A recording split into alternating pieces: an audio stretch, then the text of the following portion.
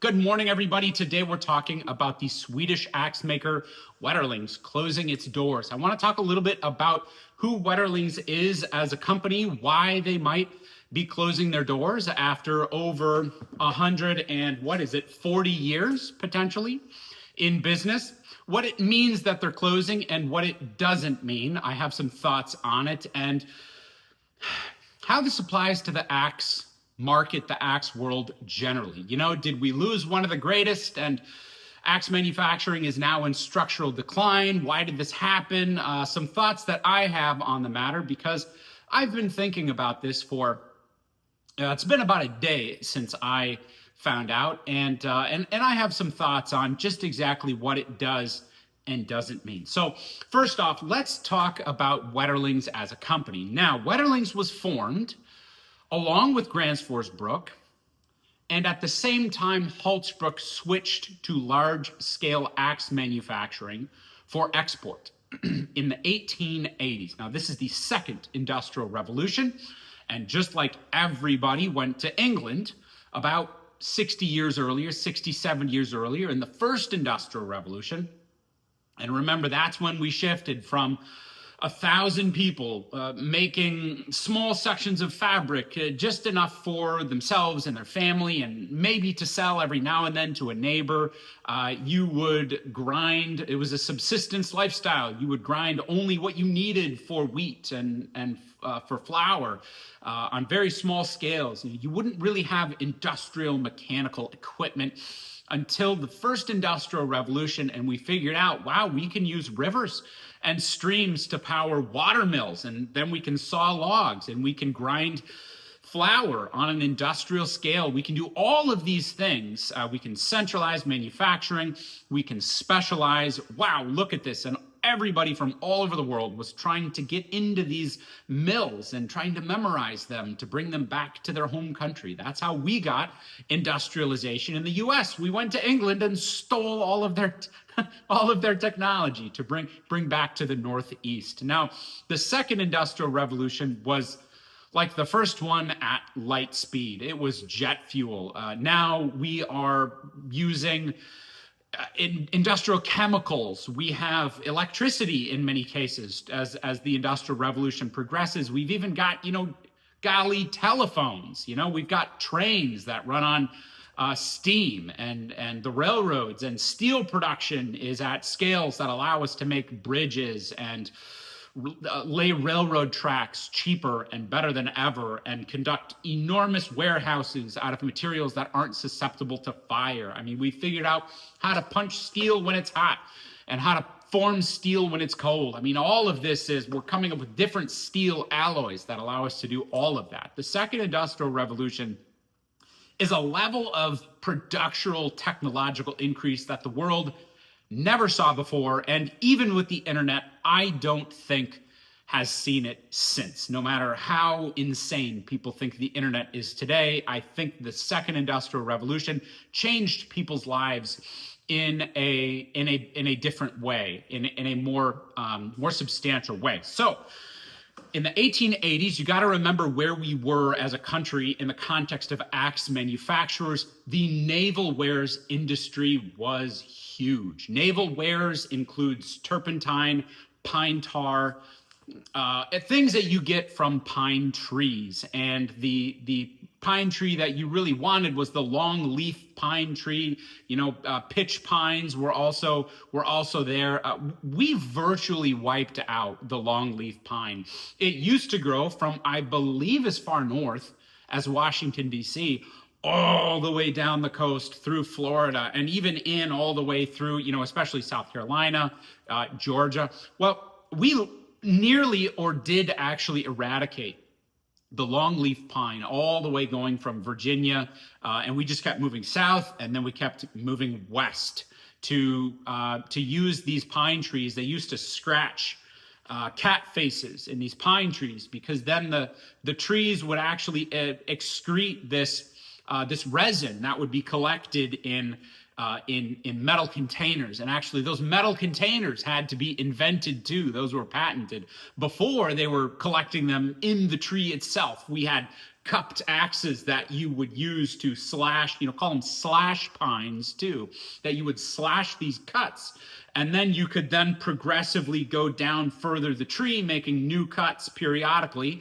As the tree healed itself, you would open up new cuts, and you can still go to parts in the South where there are trees with these cats' faces in them, and they've all healed over. And you can metal detect those areas, and it's fascinating what you find. So we needed the turpentine for everything from paints to solvents for industrial applications. We needed pine tar for ships. The U.S. government heavily subsidized the naval wares industry, and the result of that was we needed a whole ton of axes. Holzbrook, to this day, I believe, makes a turpentine pattern axe, which is based off of the axe that would have been used in making these cuts and maintaining these pine trees, these groves, harvesting that resin. So we had turpentine, we had pine tar, and all the Swedish axe manufacturers wanted in on this market. It was just a boom. It was a boom. The U.S. could not get enough of the tools manufactured in the U.S., so we had to look for the export market, a time of incredible expansion. So Gransfors, Wetterlings, and Holzbrook all came over in the 1880s to understand how we do things here, how to understand axe manufacturing in the modern context. We can no longer supply the world's demand for tools. And remember, South America was also exploding with timber and new markets there. Everybody wanted axes. Logging was still done by hand. Remember, it wasn't until really after World War II where logging with chainsaws, and at the time it was buck saws. It wasn't, the steel Contra was the first in the, 50s maybe? Was the first really good chainsaw that could be used and relied upon. And you could cut not only buck laws, but you could cut horizontally. I mean, that all happened post-World War II. Right now, you need one man and an axe, and that's how things are done. So they all came over here. We couldn't do hammered out production with an anvil, one guy. You could make a few axes a day. Well, now we're going to get press machines. You've seen those videos of Holzbrook and Gransforsbrook, and they all use these press forges.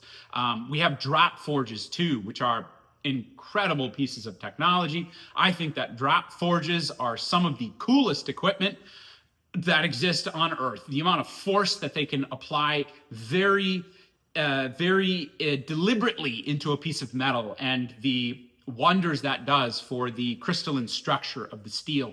It's unbelievable. Drop forging is some of the coolest technology we have ever invented. So those guys brought it all back to Sweden, and Sweden was the place to make axes because technology was developing, metallurgical technology was developing, but we were still kind of figuring things out. And Sweden didn't need to figure out a whole bunch because Sweden has some of the oldest iron ore production in the world. They've been doing this since 500 BC. I mean, Sweden is just, they are an industrious people. They're a very outdoorsy people, a very hands-on people. They're builders.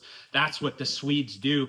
And the iron that exists in Sweden is some of the most desirable for refining and turning into steel because it has naturally occurring amounts of manganese and silicon and all these other things. Everybody else had to add those into their steel. The Swedes could just take it from the earth, refine it, and turn it into tools. So it was just a natural synergy between we have all of this really high quality iron and can turn it into incredible steel. And now we're going to figure out how to do that at an industrial modern scale. So Wetterlings was one of those companies that figured it out, established early dominance in the axe market. Those axes made in the twilight of the axe logging era I don't know truly that we could reproduce that level of quality today. I mean, I'm sure that we could, but at the scale and the cost that they were produced at in the early 1900s. I mean, wow, we make incredible axes today. I mean, don't get me wrong, incredible axes. But I'll tell you that Swedish axes from that early 1900s time period. This is a Gränsfors Swamper. This is the hardest steel, the most durable steel I have ever worked with. And if I could get a hold of the guy that polished, that ground this axe, because I'm sure it was done at some point, it definitely wasn't done at the factory. I would just grab a hold and squeeze, because I would love to see this as it came from the factory. I bought this actually on eBay. You see that? It says axe. Gränsfors used to just stamp axe head and then the weight on their axes. Now this is a Gränsfors, but the Wetterlings, as I understand it, are just the same. The quality is unbelievable. I mean, it really is. And Wetterlings has always made phenomenal axes. But all right, so we're going to skip a little bit ahead from 1917 to 1920. This is now after it was founded. Wetterlings was owned by two families, the Lilleblad family and the Ljungfors family. And think about that time period, 1917 to 2000. So many changes. We saw the end of logging with axes and saws, the beginning of logging with chainsaws. We saw then kind of the transition from chainsaws to heavy industrial harvesting equipment. Now it's not 20 guys with chainsaws felling trees. It's one guy, with a big harvester, and he's doing all of that work just all by himself, sitting in a cab. So many changes. And then we saw the emergence of just crappy, low-priced Asian import tools. I mean, just garbage, but quantity has a quality all on its own, as Uncle Joe used to say. So many changes structurally in the axe and hand tool market. Now, in 2007, I've heard this said wrong a lot, and I've probably said it wrong myself. Wetterlings was acquired by the owner of Gränsfors, a guy named Gabriel Bramby. Gränsfors didn't acquire Wetterlings. Wetterlings was acquired by the owner, so now he owns two companies. And it makes, I think, on the face of the situation, it kind of makes sense, because you think you've got Wetterlings in Storvik and Gränsfors in Bergsjö. They're about 2 hours and 7 minutes apart. So you think they're kind of close together. They do kind of the same stuff. Maybe Gränsfors can use Wetterlings to produce some of their axes. Maybe Wetterlings can continue. But I think my opinion on the matter is that the closure of Wetterlings and the absorption by Gränsfors was inevitable just from the start. And I want to talk about why that is, why the closure of Wetterlings doesn't really mean, I think, what you might think it means. Well, it's, the tariffs, or maybe it's people not using hand tools, or maybe it's oversaturation, or whatever the case. Maybe demand for these premium axes is decreasing. I don't think any of that is really the case. I think that with Holzbruck, the other famed Swedish axe manufacturer, and Gränsfors, you've got a Coke and Pepsi situation. And there's enough of a market that loves Holzbruck, and there's enough of a market that loves Gränsfors, that those companies can be separate. They function independently. And with Wetterlings, though, Wetterlings is very much in a Gränsfors category. And I don't think that you could manufacture Wetterlings axes in a way that isn't parasitic of the Gränsfors market. And I think that's probably what that almost 20 years of history since 2007 tells us, that Wetterlings is just too similar to Gränsfors, and the real value, aside from just the historical, cultural significance of Wetterlings, the real value is the forging equipment that can be used to make Gränsfors axes. Those are all open dies that they're the same forges from the same time period. There's going to be a lot of crossover between the parts and interchangeability. They're not making any new press forges like that. And then in the human capital that knows how to do this stuff. Because if you look at Wetterlings and what they've done, at least in the article, the one article I could find. They have 14 total employees. 10 of them have been permanently let go. 4 of them have been, I believe, transitioned to Grants Force Brook, because those 4 guys are probably the guys that know how to forge the axes. They know how to actually do this. And so probably it was their shipping guys, their administrative people, the transport, the materials managing people. Those guys have all been let go, but the actual people who know how to produce the axes are going to be brought on board to Grants Force Brook. So that's the reality of the situation. And when you look at it, you might think, wow, they're only 2 hours apart. That's really close. But I mean, 2 hours one way is 2 hours back. So you're adding an extra 4 days. You've got the extra carrying costs of taxes, of leases, of mortgage payment, of utilities. You've got to have 2 separate people. Either you're going to be splitting your time at one factory and going to the other, and then you're not at one factory when you're at the other, or you've just got to hire 2 people to do those jobs. I mean, there were just a lot of basically, what I'm trying to say is the factory was just far enough away that a lot of these economies of scale that you might think would benefit Grants Force by having Wetterlings 2 hours away, they were just far enough that you didn't really get those benefits, but you also got a lot of extra costs. So that's the situation as I see it. Wetterlings is, you hate to see it go, but ultimately, I think this is this was inevitable. This was inevitable from the start, and I feel terribly for those 10 people losing their jobs. There couldn't be a worse time for that to happen with the modern economy in the way that it is. But hopefully they land on their feet. Hopefully they can find something different, and I hope that those 4 guys, or whoever they are that are moving to Grants Force, can pick up really without missing too much of a beat. Now, for a time period, I did think Wetterlings might be coming back. It was maybe within the last few years when they introduced 2 axes for sale just in the US market. And they were very premium priced axes. I believe they were over $300 each. But ultimately, what are you going to do if you're Wetterlings? Are you going to make Wetterlings the premium above Grants Force? Is there room for that? Can prices go that much higher? Is there a demand for a $325, $350 axe when we've already got $250+ axes? I just don't know. How does that affect Grants Force?